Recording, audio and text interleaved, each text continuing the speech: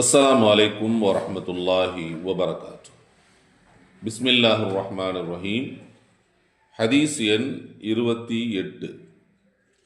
An அபி ஹுரைரத ரலியல்லாஹு அன்ஹு அன்ன ரசூலுல்லாஹி ஸல்லல்லாஹு அலைஹி வஸல்லம் قال لا يدخل الجنة من لا يأمن جاره بوايقه.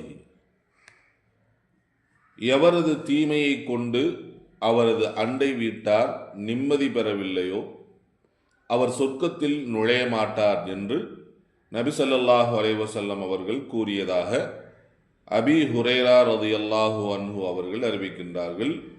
நூல் முஸ்லிம். இஸ்லாத்தில்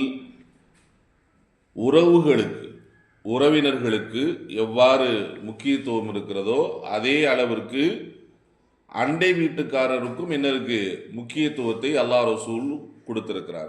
அண்டை வீட்டார் என்று சொன்னால் என்னுடைய வீட்டுக்கு அருகாமையில் இருக்கக்கூடிய எல்லோருமே என்னுடைய அண்டை வீட்டார் தான்.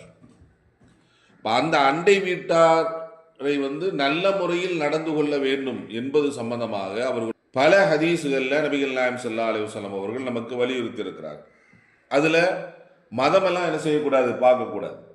முஸ்லீமாக இருந்தால் மட்டும்தான் அவர்களோடு நல்ல முறையில் நடந்துக்கணும், மற்ற மதத்தவர்களாக இருந்தால் நம்ம எப்படினாலும் நடந்துக்கலாம் அப்படிங்கிறது மாதிரி என்ன செய்யக்கூடாது, போகக்கூடாது என்று நபி ஸல்லல்லாஹு அலைஹி வஸல்லம் தடை செய்திருக்கிறார். எந்த அளவுக்குன்னா, அக்ரிம் ஜாரக வலவுக்கான காஃபிரா, உனது அண்டை வீட்டார் மாற்று மதத்தவனாக இருந்தாலும் சரி அவனை நீங்கள் கண்ணியப்படுத்த வேண்டும் என்று என்ன செஞ்சிருக்காங்க, நபி ஸல்லல்லாஹு அலைஹி வஸல்லம் அவங்க சொல்லியிருக்காங்க.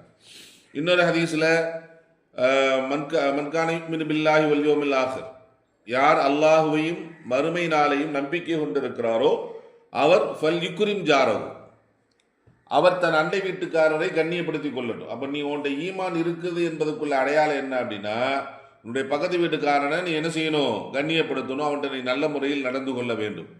அங்கே என்ன செய்யக்கூடாது, மதம் இதெல்லாம் என்ன செய்யக்கூடாது, பார்க்கக்கூடாது. அவர் மாற்று மதத்தவராக இருந்தால் நல்ல முறையில் நடந்துக்கணுங்கிறத நபி ஸல்லல்லாஹு அலைஹி வஸல்லம் சொல்லியிருக்கிறாங்க. இது மாதிரி நிறைய ஹதீஸுகளில் சொல்லியிருக்காங்க. இப்போ இதில் நபி ஸல்லல்லாஹு அலைஹி வஸல்லம் சொல்கிறாங்க, ஒரு நீ இருக்கிற உன்னுடைய தீமையை கொண்டு அண்டை வீட்டுக்காரன் பயந்துக்கிட்டே இருந்தா நீ சொர்க்கத்துக்குள்ள போக மாட்ட. யாருடைய அண்டை வீட்டுக்காரன் அவனுடைய தீமையை விட்டு என்ன செய்யல, நிம்மதி பெறவில்லையோ அவன் சொர்க்கத்திற்கு போக மாட்டான்.